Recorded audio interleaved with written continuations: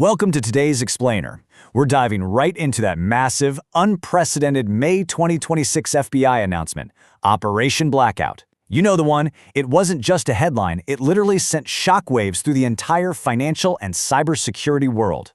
We're going to break down exactly what happened, the groundbreaking tech behind the investigation, and the massive global implications of this historic event. Let's map out exactly how it all went down. Let's look at the sheer scale of this thing, because the numbers are just mind-blowing. 127,000 Bitcoin seized.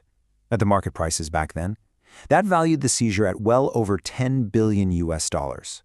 10 billion. We're talking about one of the largest digital asset seizures claimed by any government agency ever. Within minutes of the announcement, social media completely exploded, and analysts were scrambling to make sense of it.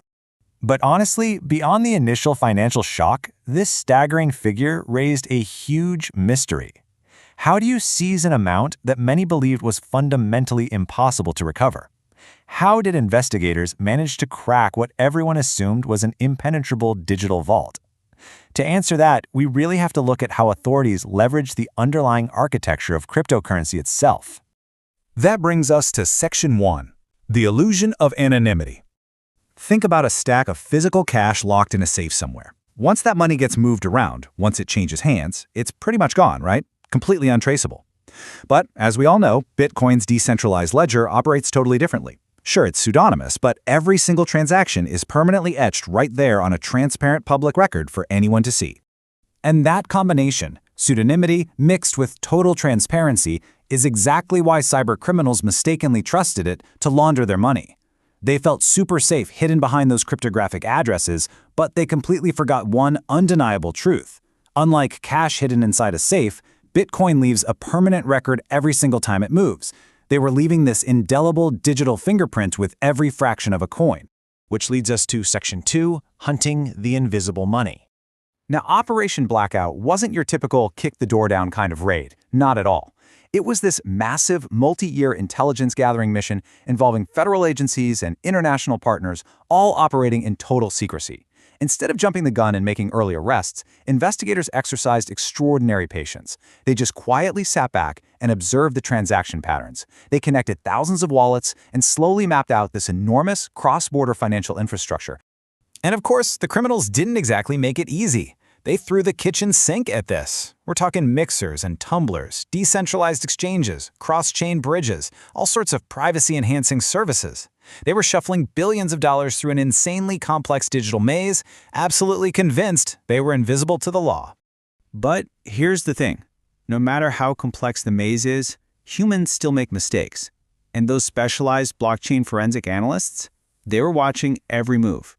The fatal flaws came down to the smallest details. One reused wallet, literally just one identity verification at a careless exchange, a single leaked database, one compromised server. Sometimes one tiny digital thread is all it takes to unravel the entire sweater.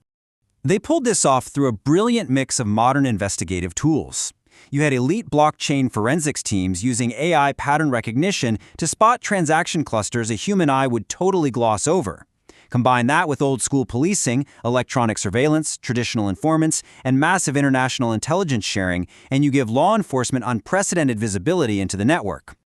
All right, Section 3, unlocking the digital vault. Because tracing the money is really only half the battle. You can stare at $10 billion on a public ledger all day long, but how do you actually seize assets that exist purely as cryptographic records? That's the ultimate roadblock. The whole system relies on private keys, the cryptographic code essential for accessing and spending the Bitcoin. Without it, nobody, not even the most powerful government on Earth, can force those coins to move. So how exactly did they get the keys to 127,000 Bitcoin? Investigators took an incredibly complex, multi-pronged approach. We're talking lawful physical searches to recover written keys, intense hardware forensics to crack devices, getting voluntary cooperation from cornered suspects, and issuing legal orders for custodial platform transfers. The sheer scale of the legal maneuvering required across global borders was just astounding. And honestly, the quantity seized was so massive it actually sparked fears of an immediate market crash. Holding 127,000 Bitcoin rivals the reserves of some major institutional investors. If the FBI just dumped that onto public exchanges, it would be pure chaos. But governments typically hold these assets securely until all criminal proceedings conclude. They do this to avoid shaking up the market before authorized, controlled liquidations can happen. And that brings us to Section 4, the global aftermath. When Operation Blackout was announced, the shockwaves were global. Exchanges were scrambling to beef up their compliance, but the biggest headache? The legal nightmare. Think about it. Who ultimately owns confiscated digital assets? When you have funds stolen from dozens of different countries, mixed all together, and then seized by the US government, determining the rightful original owners becomes a massively complex legal puzzle. Which leads us to a really tough question. What happens if innocent investors get caught in the crossfire? Legal systems everywhere are having to adapt at lightning speed. They're trying to figure out how victims can verify ownership and actually get compensation, all while dealing with technologies that simply didn't exist when our foundational financial laws were written. For everyday crypto enthusiasts, there are some pretty clear lessons to take away from this. First off, digital assets are highly traceable, period. Second, securing your private keys is absolutely crucial. We saw clear proof that hardware wallets offer way better protection than leaving your assets sitting on an exchange. And finally, regulated exchanges will absolutely cooperate with law enforcement when they are legally required to. Looking forward, experts believe we are right in the middle of a massive technological arms race. Back in 2009, Bitcoin was introduced and a lot of people thought it was completely untraceable. Cut to the present, and we've got AI clustering mapping hidden networks. And the future? Investigations are only going to get more sophisticated, utilizing quantum-resistant cryptography and real-time monitoring to keep pace with evolving cybercrime. Ultimately, Operation Blackout forces us to ask a really heavy question. In the digital age, where exactly is the line between privacy and accountability? This explainer really highlights that fundamental struggle at the very heart of our modern financial system. It leaves us all questioning the future of digital freedom, doesn't it? Something to think about.